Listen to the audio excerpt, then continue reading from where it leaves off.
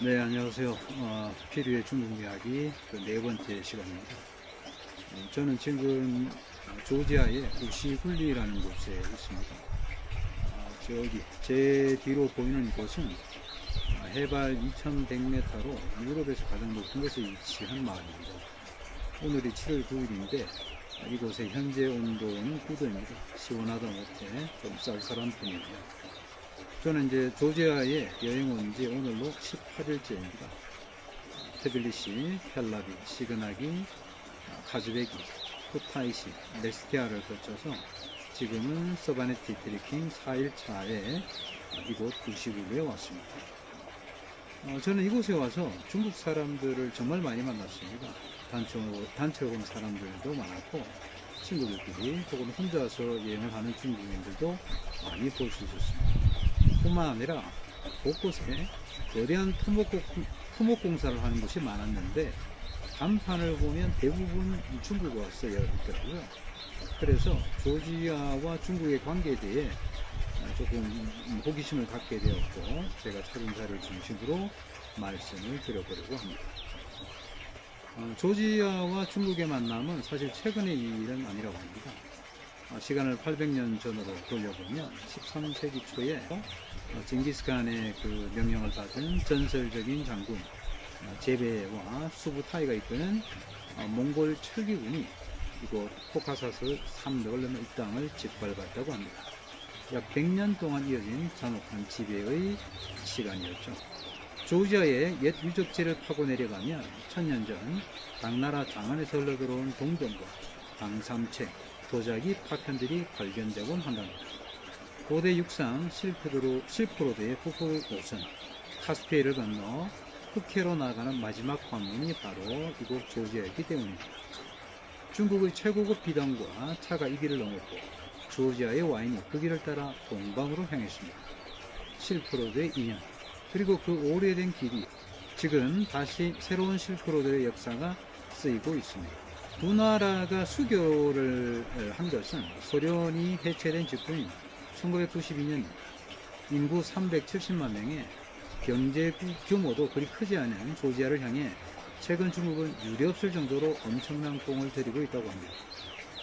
수교 34년을 맞이한 최근에는 양국 관계를 최고 단계인 포괄적 전략적 동반자 관계로 격상하기까지 했죠. 조지아의 총리와 국회의장, 장관들이 줄지어 베이징과 시안을 찾는 방중러시도 이어지고 있습니다. 중국은 왜 이 작은 나라에 이토록 공을 들이는 걸까요? 답은 바로 지정학과 물류망이 있습니다.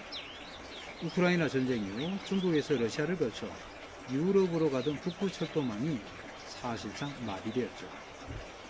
그 대체로 찾은 유일한 우회로가 바로 카스피해와 아제르바이잔 그리고 조지아를 거쳐 흑해로 빠져나가는 이른바 중앙해랑입니다. 조지아가 막히면 중국의 대유럽 수출 우회로 자체가 끊어지는 셈입니다. 특히 최근 조지아 정부는 흑해 연안의 수군 사업인 아나클리아 심해항 건설권을 중국 국유기업 컨소시엄에 넘겨주었다고 합니다. 유럽의 앞마당인 흑해에 중국 자본이 거대한 교두보가 마련된 것입니다.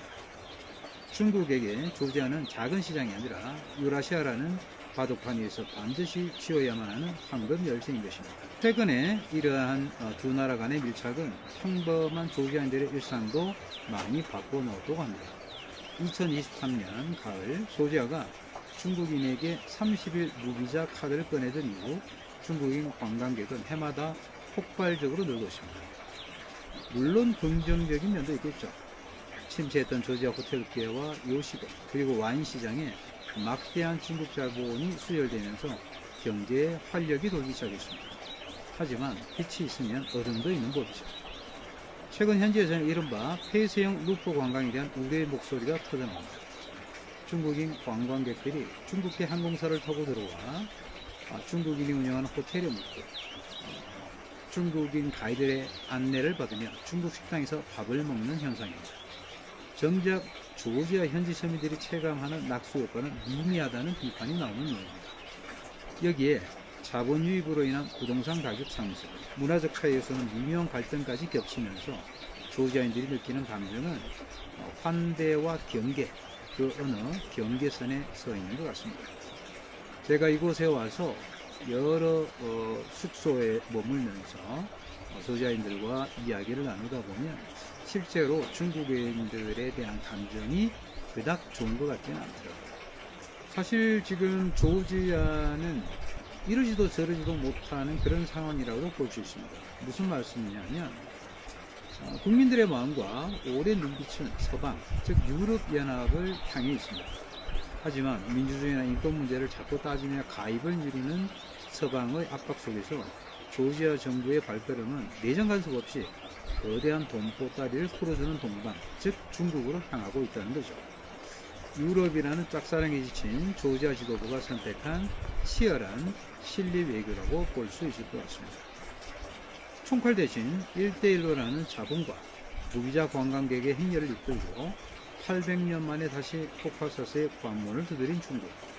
과연 이 선택은 조지아에게 새로운 돌파구가 될까요? 아니면 거대한 그물망 속에 갇히는 또 다른 종속의 시작일까요? 조지아의 아름다운 코카사스 산맥 안에서 중국을 생각한다는 것, 그것은 결국 강대국 틈바구니에 낀 한 작은 나라가 살아남기 위해 펼치는 저는 가장 냉정한 현실 정치를 들여다보는 일이라고 볼 수 있겠습니다. 오늘 필요의 중국 이야기는 여기까지입니다. 다음 시간에 좀 더 깊고 흥미로운 이야기로 찾아뵙겠습니다. 감사합니다.